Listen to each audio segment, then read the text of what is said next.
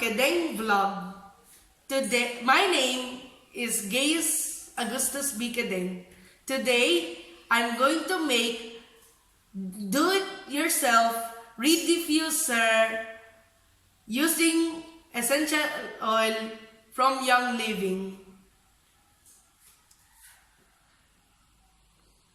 I'm doing this because I need to keep my bathroom fresh and clean. Okay, here's what we need.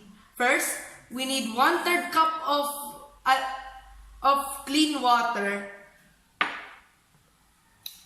And then we need rubbing alcohol.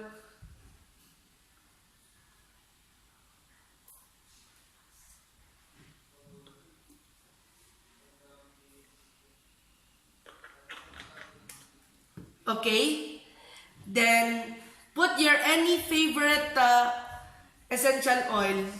Here's are my favorite that I'm going to use: Thebe, lavender, citrus fresh, and lemon.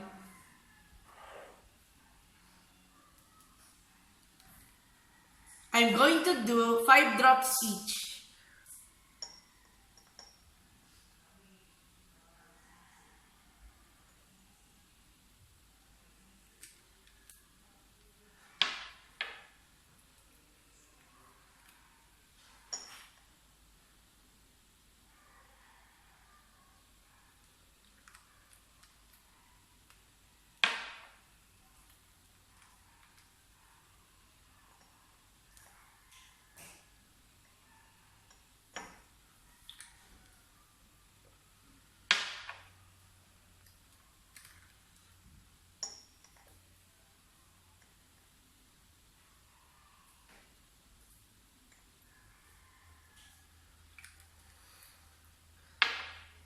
Okay, after that, we need to mix the oil together.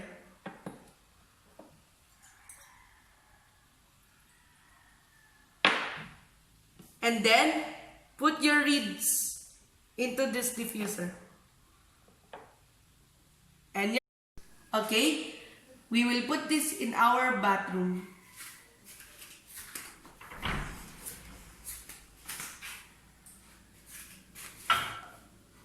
It also smells good. Thank you guys for watching our Kedeng vlog. And see you guys later. Bye!